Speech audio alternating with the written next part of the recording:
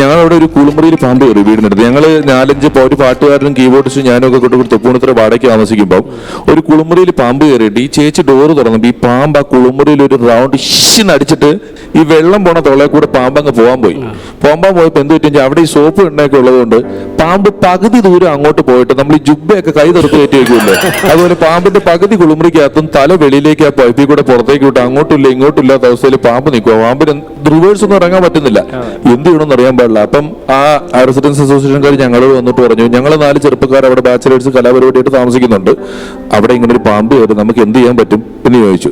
കാരണം പാമ്പ് കടിച്ചാലും അവരുടെ ബന്ധുക്കളൊന്നും അല്ല, ഞങ്ങൾ എത്താലും അവർക്ക് കുഴപ്പമില്ല, അവർക്ക് ആർക്കും റിസ്ക് എടുക്കാൻ വയ്യ. അപ്പൊ ഞങ്ങളോട് ചോദിച്ചു. അപ്പൊ അളിയും ബിജു എന്ന് പറയുന്ന കമ്പോസർ വായിക്കുന്ന ഒരാള്, ഇതാണ് നമുക്ക് ഇവിടെ ഷൈൻ ചെയ്യാൻ പറ്റിയ സമയം, ഈ റെസിഡൻസ് അസോസിയേഷനിൽ നമുക്ക് നമ്മുടെ വില വാടകയ്ക്ക് താമസിക്കുന്ന ചെറുപ്പക്കാരെന്നുള്ള നിലയിൽ വർദ്ധിപ്പിക്കാൻ പറ്റിയ സമയമാണെന്ന് പറഞ്ഞ് ഞങ്ങളൊക്കെ ചെന്നു. അളിയും ബിജുവിനെ മൂപ്പിച്ചേക്കോ, ബിജു പിടിക്കണം, ഞങ്ങളൊക്കെ സപ്പോർട്ട് മാത്രമേ ഉള്ളൂ. ബിജു പാമ്പിന്റെ വാലെ പിടിക്കുന്നു, വലിക്കുന്നു, കറക്കുന്നു, തുണി അലക്കുന്ന കല്ലിൽ ഒരു അടി ഇതിനെ കൊണ്ട് ഇങ്ങനെ വരികയാണ്. ബിജു ഇങ്ങനെ വീടിന്റെ ബാക്കിൽ കുളിമുറിയിൽ നിന്ന് മുന്നിലേക്ക് വരുമ്പം ബിജു സ്റ്റാർ ആയിക്കൊണ്ടിരിക്കുകയാണ്. നാട്ടുകാർ മുഴുവൻ ബിജുവിന് പുള്ളി പിടിച്ച കണ്ടോ, അത് മൊബൈൽ ക്യാമറകൾ ബിജുവിന് ചുറ്റും. ഞങ്ങളുടെ ഈഗോ വർക്ക് ചെയ്തിട്ട് ഒരു രക്ഷയില്ല. കാരണം കൂട്ടത്തിൽ പോയി ഞങ്ങളങ്ങ് ഷൂ ആയി, ബിജു സ്റ്റാർ ആയി. ബിജു ഈ പാമ്പിനെ കൊണ്ടുവന്ന് വീടിന്റെ ഫ്രണ്ടിൽ മുറ്റത്തിട്ടിട്ട് എല്ലാവരോടും പുള്ളിക്ക് ഒന്നും അറിയാൻ പാടില്ലെങ്കിലും ചില ക്ലാസ് ഒക്കെ എടുക്കാൻ തുടങ്ങി. ഇതെന്ന് പറഞ്ഞു കഴിഞ്ഞാൽ ഏകദേശം ഒരു 2.5 വയസ്സ് പ്രായമുള്ള പിന്നെ പാമ്പാണ് എന്നൊക്കെ പറഞ്ഞ് ഭയങ്കര ക്ലാസ് ഒക്കെ എടുക്കാൻ തുടങ്ങിയപ്പോഴത്തേക്ക് പെട്ടെന്ന് എന്ത് പറ്റി വെച്ചിട്ട് ഈ പാമ്പ് ഒന്നങ്ങ് അനങ്ങി ഇപ്പൊ വട്ടം കൂടി നിന്ന ആൾക്കാരെല്ലാം കൂടെ പുറകോട്ട് പോയപ്പോഴത്തേക്ക് ഒരു ഷൈനിങ്ങിന്റെ ഭാഗമായിട്ട് ബിജു ഈ പാമ്പിനെ എടുത്ത് കറക്കി ഒരടിയും കൂടെ അടിക്കാൻ പോയപ്പോഴാണ് ഈ മിറ്റ് താഴെ കെട്ടിയിട്ടുണ്ടായിരുന്നു. ഈ അഴയെ കുടുങ്ങിയിട്ട് ഈ പാമ്പ് തിരിച്ച് ഇവന്റെ മേത്തേക്ക് വന്നിട്ട് പറഞ്ഞിട്ട് ഒരു പേടിച്ചിട്ട് അതുപോലെയുള്ള സർവ്വ സ്റ്റാർഡം പോയി ലോകപരാജയമായി പോയി. വെളിച്ചപ്പാടിന്റെ കഥ പറയുമ്പം പണ്ടൊക്കെ നല്ല നെറ്റിക്കിട്ട് വെട്ടുമായിരുന്നു. ഇപ്പൊ അതിലൊരു ചൂരൽ ഇങ്ങനെ തിരികെ വെച്ചിട്ടുണ്ടാകും. വെട്ടിയാലും ഈ ചൂരലാ വന്ന് കൊള്ളുന്നല്ല, നെറ്റി വെട്ടിപ്പൊളിക്കുന്ന വെളിച്ചപ്പാടൊന്നും ഇപ്പോഴില്ല.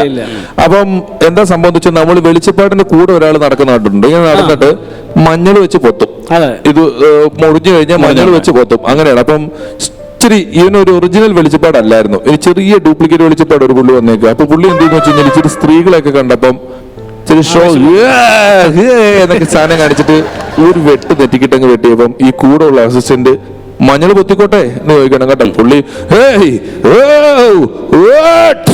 മഞ്ഞൾ പൊത്തിക്കോട്ടെ, വേണ്ട മെഡിക്കൽ കോളേജിലേക്ക് എടുത്തു.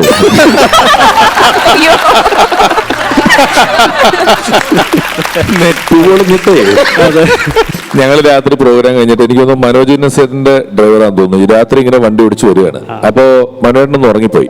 കുറച്ചു നേരം കഴിഞ്ഞപ്പോ ഇങ്ങനെ പുതിയ സ്വിഫ്റ്റ് കാറാണ്, പെട്ടെന്ന് എന്ന് പറഞ്ഞ് ഭയങ്കര ശബ്ദം കേൾക്കുന്നു. 2 സൈഡിലും പൊടി മണ്ണ്, എന്താ സംഭവിച്ചതെന്ന് അറിയില്ല. ഉറക്കത്തിൽ ഞെട്ടി എണീറ്റ് ഡ്രൈവറെ നോക്കിയപ്പോ ഡ്രൈവർ ഇങ്ങനെ സ്റ്റിയറിംഗ് പിടിച്ചോണ്ടിരുന്നിട്ട് ജപ്പാൻ കുടിവെള്ള പദ്ധതിയുടെ ഇങ്ങനെ ചീത്ത വിളിക്കുക. സംഗതി തന്നെ അറിയോ, ജപ്പാൻ കുടിവെള്ള പദ്ധതിക്ക് വേണ്ടി ഉണ്ടാക്കിയ 40 താഴ്ചയുള്ള കുഴിയിലേക്ക് വണ്ടി വീണ് കിടക്കുക. എന്നിട്ട് പദ്ധതിക്ക് കുറ്റം രാത്രി 2 മണിക്ക് പുള്ളി ഉറങ്ങിപ്പോയതാ. എന്നിട്ട് നേരെ കുഴിക്കകത്തേക്ക് വീണ് കിടന്നിട്ടേ ജപ്പാൻ കുടിവെള്ള പദ്ധതിയുടെ രാവിലെ ക്രൈം വന്നിട്ടാ കാറ് മോളിൽ കയറ്റിയത്.